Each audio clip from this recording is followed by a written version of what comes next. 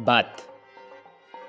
Barbiak, arrosa, gimnasia erritmikoa, gona, erizaintza, ile luzea, sentikortasuna. Bi. Madelmana, urdina, futbola, prakak, medikuntza, ile motza, arrazoimena. Uste dut aurrak jada ez direla Madelman eta Barbiekin jolasean aritzen, iraganeko jostailuak omen baitira. Badakit ordea, gainerako hitz guztiak entzunda denok dakigula zein diren bat eta bi taldeetako hitz familiei dagokien generoa. Neskak Barbiekin eta mutilak Madelmanekin jolasetan jarraituko balute bezala. Asko aldatu dira gauzak, baina gutxiegi ere bai.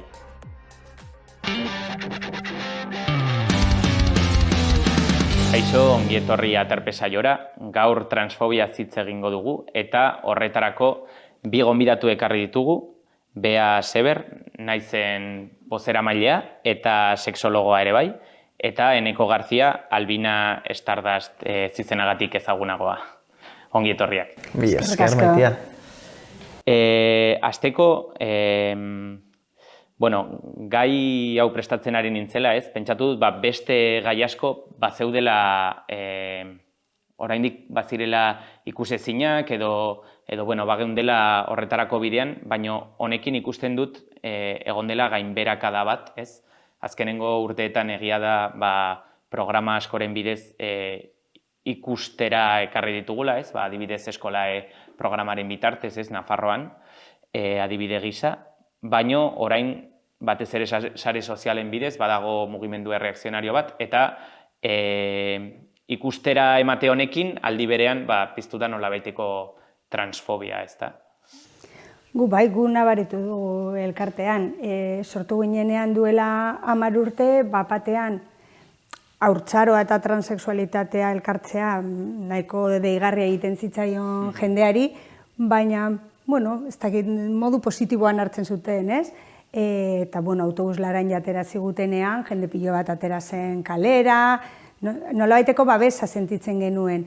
Eta batean, esango nuke Espainiako estatuaren translegearen debate faltsu hori sortu zenetik, batean atzeraka hasi gara eta gerotan gezur gehiago eta bulo gehiago zabaltzen ari dira eta gizartean igartzen da bestelako jarrera bat. Eta nabaritzen dugu gero bizitza errealetan, ez da nabaritzen dugu transitu arazo barik egindako aurreta gaztek batean bulina daukatela, hitzaldeak eman behar ditugunean inork ez du bere testigantza eman nahi, komunikabideek deitzen gaituztenean inork ez du aurpegia jarri nahi, zabaldu da beldurra eta horrek ez da nahi du diskurtso hauek badaukatela eragin zuzen bat bizitza errealetan. Eta aurrengan ikusten duzue eragina izan duela ere bai?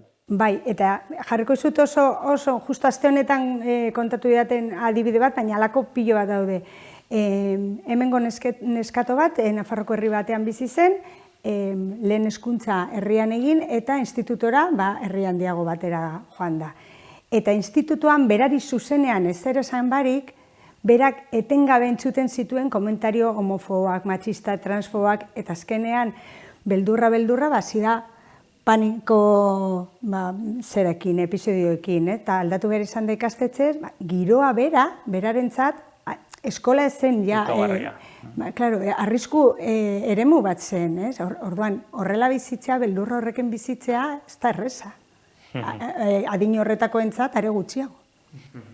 Bai, nik uste dut gertatu dena dela, sare sozialek eskintzen digutena, gu bezalakoa den jendea errezago ezagutzea eta errezago saretzea. Eta hori gertatu zaio ere, pentsamendu horik edo duten pertsonei, ez? Errezago saretzen dira, indar handiago dutez, elkarrekin gainera egiten dute beti borroka. Osa, pertsona baten aurka edo dena delakoaren aurka joaten badira, joaten dira denak elkarrekin, eta hori egian ezkerraren aldetik ez da berdina gertatzen. Eta uste dut hor badutela, nik esango nuke, botere sensazioa. Egitan nire uste dut hainbesteko botererik, bai iraintzeko edo dena delako esateko sareetan, baina gero egia ez da hainbeste. Baina uste dut, sare sozialak baino kezkagarriagoa dela, nola gaur egun baimentzen den komunikabideetan mezu hauek egotea eta inkluso saritzen diren, ez? Orduan, nola ikusi dugu, eta adibide bat konkretu bat jartzearen, Telecinco, nola egin zuten aldaketa handi bat saltzen nahi zutela telebista txuriago bat eta telebista bat neutroagoa eta dena delakoa, eta bihurtu dena da fascismoaren aldarrikapen bat, eta ikusten dugun guztia da hori. Orduan, telebistan, komunikabideetan, egunero ikusten dugun leku hauetan, baimentzen bada, mezu hau, zikasten du jendeak, nik ere erabiko dut kaleetan. Eta uste dut, kezkagarriena hori dela, ez? Ez dakit beldurra den hitza, baina bai guk aldarrikatu dugunean edo irakatsi dugunean hori gaizki dagoela pentsatzea eta are gehiago esatea, hori ikusi dute igual ez dagoela ingaizki. Igual, inkluso saritzen dela espazio batzuetan mezu hau izatea eta pertsona horiek jartzen dutela modu publikoan lanean, arazorik gabe. Zuk gainera travesti bezala aldarrikatzen duzu zure burua, ez? Eta zentzu horretan ulertzen dut bizi izango duzula oso presente izango duzula horrelako mugimendu erreakzionarioa, segurenik zure egunerokotasunean, egiten duzulako artea, baino aldi berean ere bai aktivismoa, ez? Nola bizitzen duzu? Azkenean, egunero bizitzen dugun zerbait, bai aktivismoa egiteagatik eta travestizateagatik, edo baita kaletik joateagatik, esan nahi dut, azkenean pertsona ezbitarrak, pertsona disidenteak, dena delakoak, gure existentziak berak sortzen du erreakzionarismo bat, ez? Eta orduan jasaten dugu egunero. Eta, ni zorionez, denborarekin eta terapia askorekin ere, ahalduntzea lortu dut, eta lortu dut ere, nire bizitzarekin jarraitzea, nire zirkuloa sortzea eta bertan bizitzea nire jendearekin, eta ez dut hainbeste pentsatzen agian nire generoan edo, gero ja jendeak gogoratzen dit nor naizen eta zer egiten duan eta dena delakoa. Orduan nire kasuan, ahaldundu naiz eta horrekin aurrera jarraitzen dut, eta animatzen dugu, gutxienez travestismoarekin ez, animatzen duguna da jendea ahalduntzera, jendea ongi sentitzera eta ikustera, sortu ditzazkegula espazio seguro batzuk, edo guretzat seguro izan daitezken espazio batzuk, eta hortan bizitzen, eta azkenean ere moduren batean ere erantzuten erasoei, ez? Ja, uste dut, hori naiz pixkat, ez dakit, ni beldurraren alde nago, eta uste dut jendeak beldurra izan behar duela, eta uste dute ahulak garela, edo ikusten gaituzte kaletik, haberren esaten duan, pertsona guztiei ez diete gauza bere egiten. Ikusten dutenean pertsona bat ahula dela, edo pertsona bat agian ez duela erantzungo, edo pertsona batek agian ez duela indarra, edo dena delakoa, hoiei esaten diete. Erakutsi behar diegu ere moduren batean, guera ausartak garela, guk ere erantzuten dugu, guk ere ez dugula onartzen hori, ez? Baina izan daiteke irain bat kaletik, baina izan daiteke ere pertsona batek, zerbait esatea lan abiatzen duzunean, edo taberna batean zerbait esaten dizutenean, ez modu txarrean, esan nahi dut. Igual esaten dizute zerbait, ez du badakizu por onde van los tiros, eta igual horri erantzuteak ere uste dut, zerbait sortzen duela eta sortu behar duela. Baina horri, igual zait familian, igual zait etxean, osaba, izeba batek, dena delakoak, esaten duenean komentario bat, horri erantzutea ere uste dut beharrezkoa dela. Eta, moduren batean ere, irakastea, edo ez dakit dela, irakastea ez dakit denitza, baina, Horretarako garrantzitsua dira zuk esan duzu sareak, ez? Ikustea zu bezalako gehiago daudela, horrek indarra ematen dizu, baina egia da badaudela adin batzuk igual zailagoa direla, hala ere beti saiatzen gara gaztei eta txikitzuei baita baliabideak emoten aurre egiteko, eta gogoratzen du gazte batek esaten zedala. Bira, niri esaten didatenean, marikon, nik esaten dut, bai esan.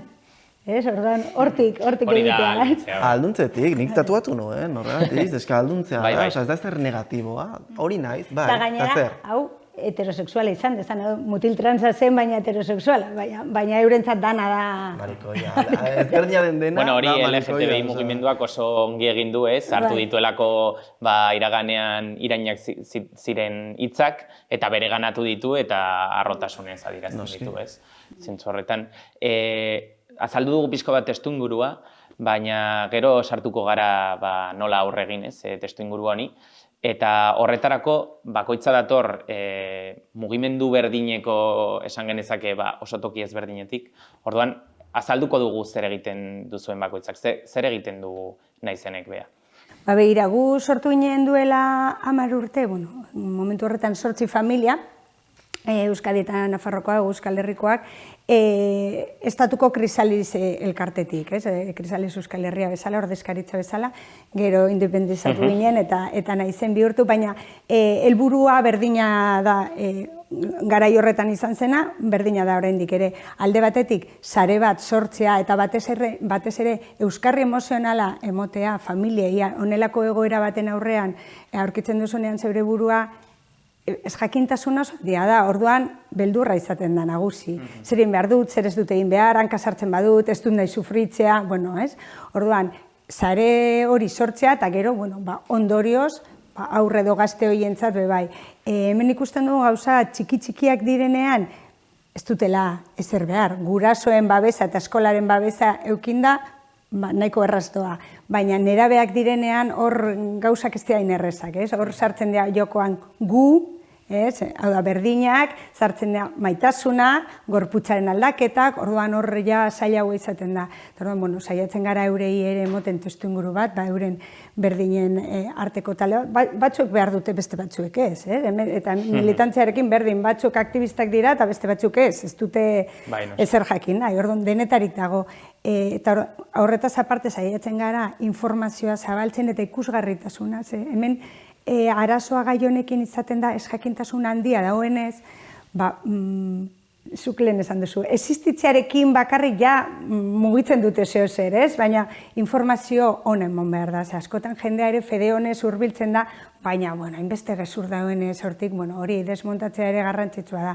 Eta gero, gure seme-alaben eskubideen alde egiten dugu, eta ondorioz transpertsonen eskubideen alde, baina gu bereziki indarra jartzen dugu adin txikikoengan, ez? Legeak, protokoloak, horrelako gauzak. Orduan, hor ere tokatzen zaigu beste politika egitea, nola baita, ez? Baina, guk beti izaten dugu, legeak beharrezkoa dira, zalantzarik gabe, baina azken finean, zigortuko duen lege bat egotea ondo dago, baina nahi nuke zigor hori beharrezkoa ez izatea. Orduan, pedagogia asko egin dugu. Orduan, horretarako egiten ditugu formazioak, hitzaldiak, eta komunikabideetan ikusgarritasuna konturatu garelako horrek indar handia daukala. Eta Eneko eta nor da Albina? Bueno, berez pertsona bera gara, ezberdintasuna da orde bat, edo lo que sea. Baina, biok gauza bera egiten dugu, azkenean aktivismoa egin daiteke modu askotan, edo pedagogia egin daiteke modu askotan, nire kasuan komunikabideetan lan egiten dut, telebistan, podcastan, eta guztietan mezu bera zabaltzen. Albinaren kasuan egiten dut, bietan egiten dut orduan, ez dira, baina Albinarekin ere showak egiten ditut, eta baita hitzaldiak, tailerrak eta baina guztietan lortzen duguna da hausnarketa bat egitea, zerbait irakastea, zerbait erakustea ere, debateak irekitzea, ez azkenean gure existentziak berak debateak irekitzen ditu, eta hori lortu nahi dugu ere, kalean jendeak begiratzen gaituenean, lortu nahi dugu ere galdetzea zerbait, ez da zalantza bat sortzea jendearengan. Ikusi behar dugulako, hasteko, bitartasunarekin moduren batean bukatu behar dugula, edo gehien bat genero rol hain markatu eta bitarrekin, ze azkenean ez dugu batu duzu hasieran, arroxa eta urdina eta noseke, baina ez da bakarrik arroxa eta urdina eta aldatzea edo zaldatzea, baizik eta generoa dela, gizarteak sortu duen zerbait eta moduren batean guztio eragiten gaituen zerbait, orduan, ze polita, ze divertigarria eta ze bat irakasten gaituen esperimentazioak, jolasteak, jatea, etortzea, gure burua modu batean ikustea, beste modu batean ikustea, eta ez ikustea edo saiatzea nesken gauzak eta mutilen gauzak, baina mutila naiz, baina nesken gauzak erabiliko ditut, baina ez baizik eta arropa da, jantziko dut, makillajea da, makillatuko naiz, gustuko dut, edo esperimentatuko dut, probatuko dut, ez? Travestiok lortu nahi duguna beti da, jendea inspiratzea, moduren batean, igual duzu travestismoa egin nahi, eta ez duzu kalera joan nahi, hile orde batekin. Baina agian bai egin dezakezuna da, zure egunerokotasunean esperimentatu, eta batean jolastu, etxean, kalean, lagunekin, mozorro festa batean, igualtzai, baina esperimentazio hori erabiltzea zure burua gehiago ezagutzeko, eta ikusteko, igual, ez nuen uste, baina honekin ahaldunduta sentitzen naiz, edo gustora sentitzen naiz. Baina gizarteak esan dik ezin dudala, ez? Hori lortu nahi dugu moduren batean, eta beti borroka egiten dugu hortan, ez? Esperimentazioan, jolasean, baina beti gure burua ezagutzeko, eta generoaren pisu hau, ezagit guztiz lortuko dugu, baina zertxo bait kentzeko. Gai eta zuen profila pixka bat zentratuta, aterako gara Tarpetik kalera, eta entzungo ditugu kale hotxak.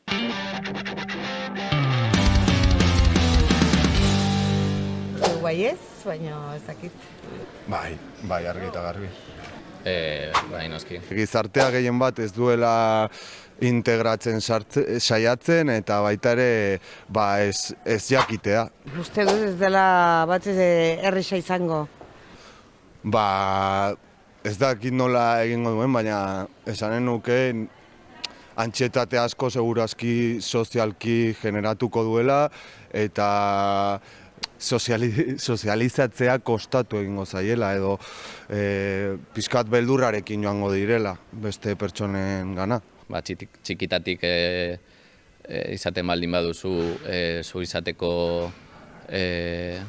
beldurra, nola ez du afektatuko osasun mentalari.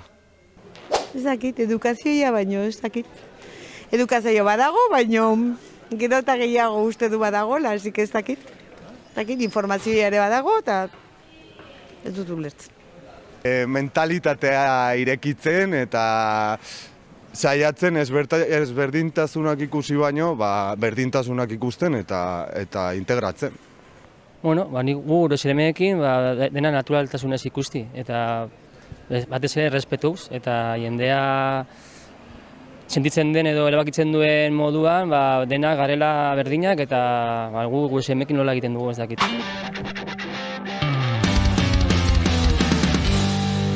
Bueltan gaude aterpean eta ikusi dugunaren arabera, zeharka aipatu badute ere, hor pertsona guztiek nolabait aipatu dute batzuk egin handiagoan ez, pedagogia beharrezkoa dela, beste batzuk nolabait aurre egin behar diogula eskuinaren diskurtso berri honi ez. Bakoitzak zuek baduzue zuen esperientzia eta segurenik zuk gehiago izango duzu pedagogiatik edo zure egunerokotasunean gehiago mugituko zara esparru horretan eta zueneko gehiago mugituko zara ez, segurenik borrokaren eremuan edo artearen bitartezko borrokan ez, askotan performatuz identitateak eta zure identitatea ere aldarrikatuz ez. Nik galdetu nahi dizuet nola mantendu askotan pedagogia eta borrokaren arteko oreka hori zen zaila izaten da ez, noraino konbentzitu behar dituzu beste pertsona batzuk ez, edo noraino irakatsi eta noraino borrokatu behar dituzu ez, pertsona horiek. Bueno, hor, badakit ez dela erraza, baino... Zaila bai.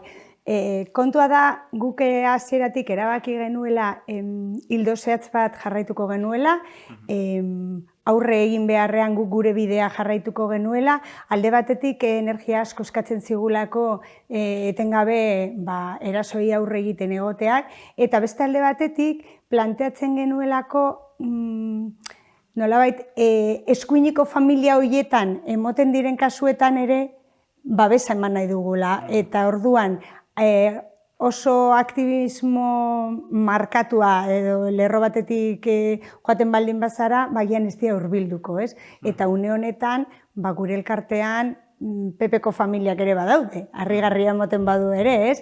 Orduan, gero ja hortik aurrera, familia bakoitzak eukiko ditu bere bideak, batzuk oso aktivistak, militanteak eta borrokalariak, eta beste batzuk ez dute zer jakin nahi. Baina bentsat nahi edo ez, izango dituzte zalantzak eta hor aurre egin behar diote arazo bati, ez? Baina, orduan, elkarte bezala egiten duguna da guztiei babesa emon, eta gure diskurtsoarekin aurrera jarraitu, guk esaten dugu beti, egiten dugula lan maitasunetik eta ezagutzatik. Orduan, egiten duguna da gure ezagutza zabaldu eta babesa emon hurbiltzen diren guzti horiei. Eta gainera ikusi dugu, entzun nahi ez duenari berdin diola ze esaten diozun. Orduan, autobus laranjaren momentutik bertatik deitzen gaituzte aurrez aurreko eztabaidak egiteko, ez daka inongo zentzurik, energiak hor galtzea, ez? Orduan, zu nahi baldin baduzu nire entzun, ni joango naiz eta kontatuko dizut. Baina naiz hasiko eztabaida horietan, entzun nahi ez duenekin, ez? Total, ze gainera ulertu behar den gauza bat da, eta nire asko kezkatzen hauena da, gai hau ez dela debate gai bat. Osa, pertsona baten identitatea ezin da debatitu. Aipatu duzu lehen translegea eta debateak eta no seke, zein da debatea?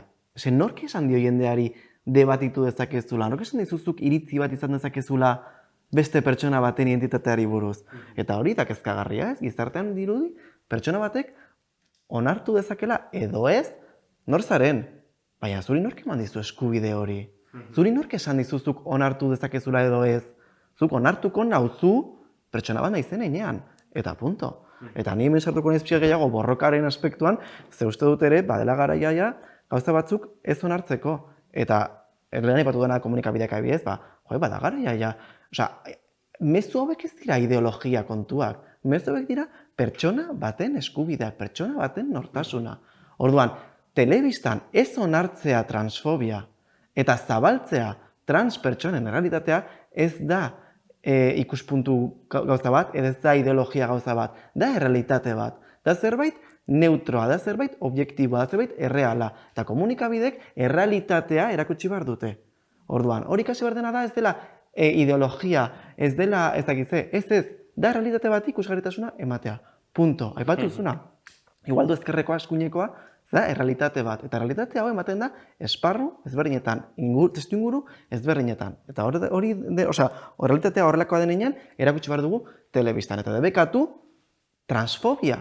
Ez da, iritzi guztiak, ez dira iritzi guztiak.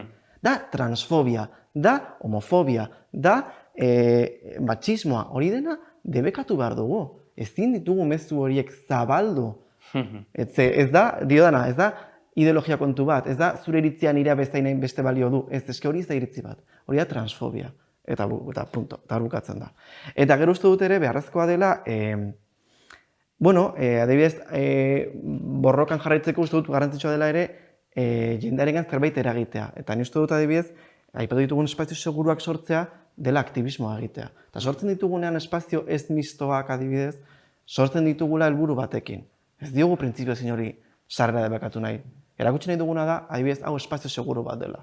Orduan, espazio seguru honetan, baldin bat zaude, eta ez baduzu egon nahi, ez da zure espazioa. Hori lortu nahi duguna, ez? Orduan, jendari debekatzea, baino ez, sortu nahi dugulako orai borroka bat, eta zure aurka eta zure aurka, baizik eta erakutsi behar dugun, errealitatea hau da, guk hau behar dugu, orduan. Errealitate honetan baldin bat zaude, beste errealitate batetik bat bazatoz, eta gure aldatu nahi baduzu, hor duzu atea, eta ez hartu hemen.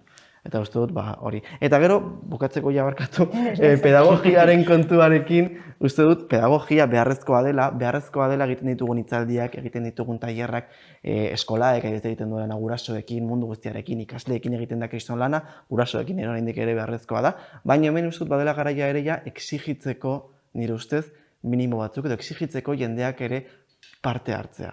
Askotan, dirudia gomar gara jendearen atzetik, edo gurasoei beren seme edo alaba ez denean ez aiela inporta, eta bada garaia jakiteko gai hauei buruz. Gaur egun iturriak ditugu edonon. Interneten, institutuetan, eskoletan, jaten gara eskoletara zuei irakastera. Bada garaia zuek ere erantzukizun pixka bat izateko, eta aizue gutxienez, informazio zertxo bait jakiteko. Dena ipatu dugu, ez? Pertsona batek oroar badak zer den transpertsona bat. Baina beharrezkoa da ere pausutxo bat ematea, ez? Kontua da ez baduzula iturrira jotzen zure iniziatibaren gatik, ez? Heltzen zaizuna askotan izaten dela kontrakoa. Eta momentu honetan ikusten ari gara, ez? Zuek bakoitza bere puntutik, ez? Pedagogiatik edota politikatik edo aktivismotik, ez? Baina egia da zalantzan jartzen dituzuela zuen lanaren bitartez genero rolak. Eta hori dela igual zuen lanaren zentraltasuna, ez? Egin batean.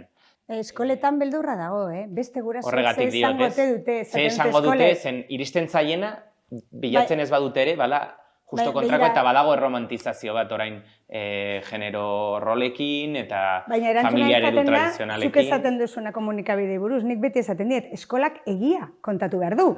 Eta hau existitzen dela, egia da. Guraso batzuk kejatzen badira? Bai, punto. Kejatu aldira ere, bastakit, darwinismoa irakasten duzuelako. Baina hau egia da eta kontatu behar duzue, baina beldurra dago ikastetxetan. Eta hori harrigarria da, ze punturaino iritsi garen. Ze punturaino. Eta gero zuk esaten duzuna, ez dela giza eskubidea dira. Nire semea txiki-txikitan esan zuen, ama, okertu egin dira, ezean diet, eta ez diate zuzentzen usten. Okertu egin zarete, ez dizuet baimenik eskatzen ezertarako, ezaten ari naiz. Hori da, saiatzen ari direla estatu batuetan eta ez, jendearen entitatea edo nan eta bar aldatzen berriz ere, eta jendeak esaten du, bueno, pues aldatu nahi duzuena, osea, niri honek ez definitzen zuen kontuak dira, zuen arazoak dira. Ni badakit nor naizen, ja está, eta horrekin jarraituko Bai, dugu. zentzu horretan aipatu zulenago zure esperientzia, ez? Ez dizula inork esan inoiz, edo ez zizula esan gaztaroan edo haurtzaroan hori, ez bitarra izaten altzinela, eta ez zenuela horrelako erreferentziarik, eta bueno, galdera asko egin zenizkiola zure Erreferenteak buruari. oso garrantzitsua dira, bai. Oso garrantzitsuak, eta hori ere eskolara, klasera ekarri behar dugu. Eraketsi behar diegu ikaslei erreferente batzuk, irakatsi behar diegu zein den errealitatea. Eske guk errealitatea ikusten dugunean, ezagutzen dugun nor garen. Asko esaten da, ez? Eske nik ez dut nahi nire semea edo alaba aldatzea. Baina eske informazioak emateak ez du eraldatuko. Guk haurtzaro osoa pasa dugu, heterosexualak ikusten, pasa dugu jende normatiboa ikusten, eta ez gara horretara. Ordan horrek ikusteak lasai ez duela inor aldatzen. Egingo duena da, adibet, haur bat bere burua ikustea beste pertsona batean. Esatea, hala, eske ni igual ere izan naiteke hau, edo sentitu naiteke modu hontan, edo egin dezaket hau. Eta hori da behar duguna. Zenbat aldiz entzuten Baina orain dienik, erreferente bat jarriz gero, ez, ja, kotak eta ez dakit zer, eta orain pasagara kontrakora. baina zenbat aldiz entzuten dienik esaten ni beti jakin dut zeo zer gertatzen zela, baina nekien zer, Baina ez nekielako hau posiblea zenik. Hori gertatzen da niri, hala, osea, tal cual. Eta hala da, pues txikitan, guztiok badakigu zerbait gertatzen zaigula, zerbait ezberdina garela edo dena delakoa garela, ez? Pues norbetek esaten badigu agian, hau, bestea, aukera dago eta tal. Igual, pues, eske gehien bat da, bizitza erreztea. Ze asko sufritzen dugu azkenean, zalantza hauekin, hainbeste debaterekin, nor naiz, zer nor naiz. Dena, da, borroka pertsonala, gehi borroka gizartearekin. Borroka gizartearekin errezten badugu, agian borroka pertsonala ere erreztago egingo dugu. Mezu horrekin geratuko gara, eta ea hemendik ere ikusgarritasun pixko bat eman diogun gai honi, orduan eskerrik asko, eskerrik asko ikuslei ere, aterpean ikusiko gara berriz. Fokuetatik kanpo, beak kontatu du nerabe trans bati entzun diola arropak baduela generoa. Besteek haren genero identitatearekin erlazionatu dezaten balio diolako alegia. Horrela ez dieneko kainbestetan erantzun behar izan dituen galderei aurre egin behar. Albina gehiago behar ditugu, arropak generoa izan ez dezan baino gehiago, arropak generorik izan behar ez dezan.